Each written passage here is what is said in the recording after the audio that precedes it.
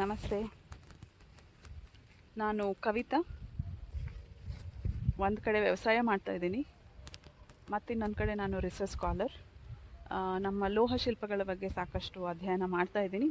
So ಇದು ನನಗೆ ಯಾಕೆ ಇಂಟ್ರೆಸ್ಟ್ ಬಂತು ಲೋಹ ಶಿಲ್ಪ ಅಂತ ಹೇಳಿದ್ರೆ, ನಮ್ಮ ತಾತ ಲೋಹಶಿಲ್ಪಿ NP ಶ್ರೀನಿವಾಸಾಚಾರ್ಯ ಅಂತ. ಇವ್ರು ಯಾರು ಅಂತಂದರೆ, ತುಂಬ ಈಸಿಯಾಗಿ ನಾನು ನಿಮಗೆ ಪರಿಚಯ ಮಾಡಿಸ್ಬೋದು ಅವ್ರು ಯಾರು ಅಂತ. ನಮ್ಮ ಮೈಸೂರು ದಸರಾದಲ್ಲಿ ಉಪಯೋಗಿಸುವಂಥ ಪಂಚಲೋಹದ ದೇವಿ ಚಾಮುಂಡೇಶ್ವರಿ ವಿಗ್ರಹ ಏನಿದೆ, ಅದನ್ನು ಮಾಡಿದವರು ನಮ್ಮ ತಾತ ಮತ್ತು ಅವ್ರ ಮಗ ಇಬ್ಬರು ಸೇರಿಕೊಂಡು ಈ ಕೆಲಸನ ಮಾಡಿದರು. ಇದು 88-89ರಲ್ಲಿ ಈ ಕೆಲಸನ ಮುಗೀತು. ಆಮೇಲೆ ಅದಾಗಿ 92ರಲ್ಲಿ ನಮ್ಮ ತಾತ ತೀರಿ ಹೋಗ್ತಾರೆ. ಅಂದರೆ ಅವ್ರು ತೀರೋಗೋಕ್ಕಿಂತ ಮುಂಚೆ ಪ್ರಾಬಬಲಿ ಕೊನೆಯ ವಿಗ್ರಹ ಅಂತ ಹೇಳ್ಬೋದು. ಆ ಒಂದು ವಯಸ್ಸಿನಲ್ಲಿ ನಾನು ತುಂಬ ಚಿಕ್ಕವಳು, ಹಾಗಾಗಿ ಆಗ ನೋಡಿದ್ದಂಥ ತಾತ ಬೇರೆ. ಬಟ್ ಆಮೇಲೆ ನಮ್ಮ ಮನಸ್ಸೆಲ್ಲ ಒಂದು ಅವ್ರು ಮಾಡ್ತಾ ಇದ್ದಂಥ ವಿಗ್ರಹಗಳನ್ನು ಅರ್ಥ ಮಾಡ್ಕೊಳ್ಳೋಕೆ ಶುರು ಆದಮೇಲೆ ನನಗಿದು ತುಂಬ ಲೈಫ್ ಚೇಂಜಿಂಗ್ ಎಕ್ಸ್ಪೀರಿಯನ್ಸ್ ಆಯಿತು. ಸೊ ಅವ್ರ ಬಗ್ಗೆ ಸಾಕಷ್ಟು ರಿಸರ್ಚ್ ಮಾಡಿ ಅವ್ರ ಬಗ್ಗೆ ಜೀವನ ಚರಿತ್ರೆ ಬರೆದು ಒಂದು ಡಾಕ್ಯುಮೆಂಟ್ರಿ ಕೂಡ ಶಿಲ್ಪಕಲಾ ಅಕಾಡೆಮಿಯವರು ಮಾಡಿಸಿದ್ದಾರೆ. ಅದಾದಮೇಲೆ ಇವಾಗ ಸೆಂಟ್ರಲ್ ಗೌರ್ಮೆಂಟ್ ಕಡೆಯಿಂದ ಕೂಡ ನಮ್ಮ ತಾತನವರೇ ಮಾಡಿದ್ದಂಥ ದ್ವಿಲೋಹ ಶಿಲ್ಪವನ್ನು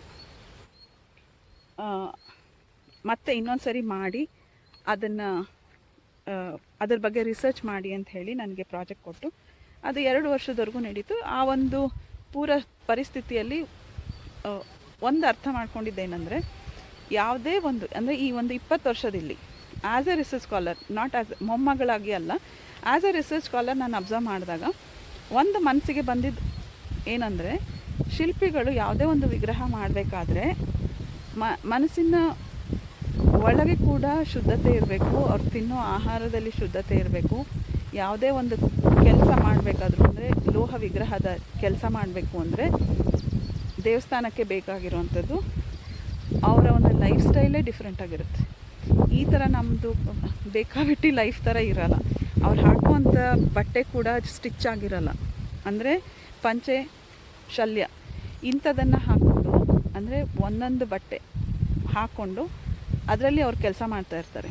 ಅಷ್ಟು ಶುದ್ಧತೆನ ಮೇಂಟೈನ್ ಮಾಡಿಕೊಂಡು ವಿಗ್ರಹ ಮಾಡೋವಾಗಲೇ ಅಷ್ಟು ಶುದ್ಧತೆ ಇರೋವಾಗ, ಇನ್ನು ಆ ವಿಗ್ರಹ ಮುಗಿಸಿ ಅದೊಂದು ಹಂತಕ್ಕೆ ತಲುಪಿ ಅದಕ್ಕೆ ಪ್ರಾಣ ಪ್ರತಿಷ್ಠಾಪನೆ ಮಾಡಿದ ಮೇಲೆ ಅದಕ್ಕೆ ನಾವು ಎಷ್ಟು ಶುದ್ಧತೆನ ನಾವು ಮೇಂಟೈನ್ ಮಾಡಬೇಕಾಗತ್ತೆ ಅಂತ ಅದೆಲ್ಲ ನಿಮಗೆ ಬಿಟ್ಟಿದ್ದು. ಬಟ್ ಒಂದು ಸ್ಟ್ರೈಟ್ ಫಾರ್ವರ್ಡಾಗಿ ಹೇಳಬೇಕು ಅಂತ ಹೇಳಿದ್ರೆ,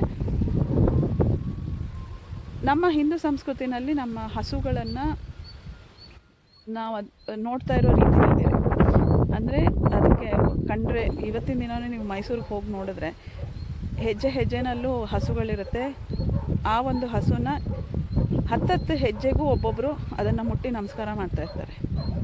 ನಮ್ಮಂಥವರು ಅದಕ್ಕೆ ಹುಲ್ಲು ಹಾಕ್ತೀವಿ, ಅದಕ್ಕೆ ಟೈಮ್ ಬಂದಾಗ ನಾವು ಅದಕ್ಕೆ ನಮಸ್ಕಾರ ಮಾಡ್ತೀವಿ, ಅದ್ರ ಜೊತೆಯಲ್ಲಿ ಇರ್ತೀವಿ. ಸಿಂಪಲ್ಲಾಗಿ ಒಂದು ಸಿಂಪಲ್ ಸೆಂಟೆನ್ಸ್ ಹೇಳೋದಾದರೆ, ಒಬ್ಬ ಇಂಡಿವಿಜುವಲ್ ಅಂದರೆ ಒಬ್ಬ ವ್ಯಕ್ತಿ ಒಂದಿಡೀ ಹುಲ್ಲನ್ನು ಹಸುಗೆ ಹಾಕಿ, ಹಸು ದನ ಏನಾದರೂ ಆಗಲಿ ಅದಕ್ಕೆ ಹಾಕಿ ಅದರದ್ದು ಕಾಲಿಗೆ ನಮಸ್ಕಾರ ಮಾಡಿದರೆ ಅವರು ಈ ಪೂಜೆಗೆ ಅರ್ಹರು. ಇಲ್ಲ ಅಂದರೆ ಮನಸ್ಸಾಕ್ಷಿನ ಅವರೇ ಕೇಳಿಕೊಂಡು ಈ ಒಂದು ಕಾರ್ಯದಿಂದ ಹಿಂಜರಿಯೋದು ಒಳ್ಳೆಯದು ಅಂತ ನನಗನ್ಸುತ್ತೆ. So it is left to her. ಯಾಕೆಂದರೆ ಅವರು ತುಂಬ ವರ್ಷಗಳಿಂದ ಕನ್ನಡಕ್ಕೋಸ್ಕರ ಕೆಲಸ ಮಾಡಿ ತುಂಬ ಹೆಸರು ಮಾಡಿದ್ದಾರೆ. ಇದು 1 ನಿಮಿಷದ ಫೇಮ್ಗೋಸ್ಕರ ಅವರು ಜೀವನ ಪರ್ಯಂತ ದುಡ್ದಿರೋಂಥ ಹೆಸರನ್ನ ಕಳ್ಕೋಬಾರ್ದು ಅಂತ ಒಂದು ಅವರಿಗೆ ಸಜೆಷನ್ ಕೊಡ್ತೇನೆ.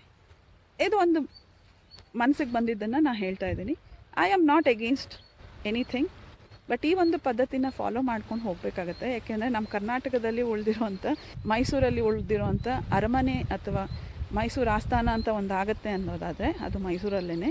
ನಾವು ಅದನ್ನು ಶುಚಿಯಾಗಿ ಇಟ್ಕೊಂಡ್ರಷ್ಟು ನಮ್ಮ ಮುಂದಿನ ಪೀಳಿಗೆಗೆ ನಾವು ಮಾಡೋವಂಥ ಫೈಟ್, ಅಂದರೆ ಇವತ್ತಿನ ದಿನ ಏನು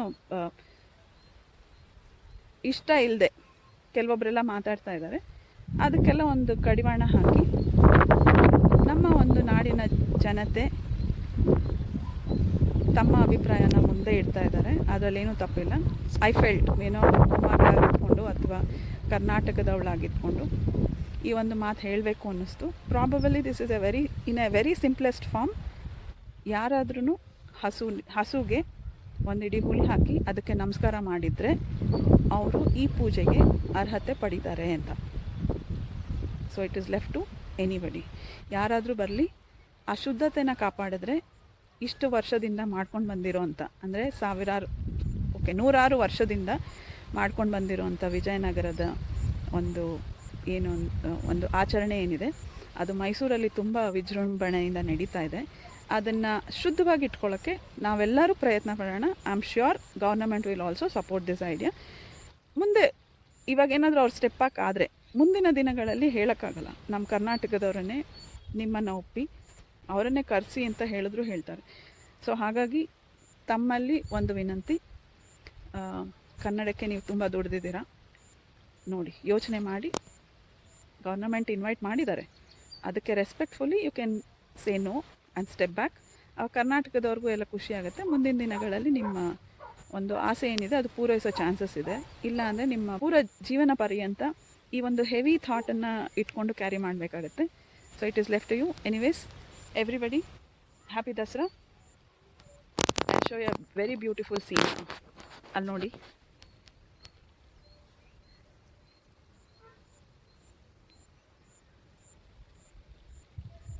ಪ್ರಕೃತಿ ಅಂದರೆ ಅಷ್ಟೇ. ಸೊ ನಾವು ಪ್ರಕೃತಿಗೆ ತಕ್ಕನಾಗಿ ಅಥವಾ ನಾಡಿನ ಜನತೆಗೆ ತಕ್ಕನಾಗಿ ಬಾಳೋದಕ್ಕೆ ಟ್ರೈ ಮಾಡೋಣ. Thank you. Best wishes to you all.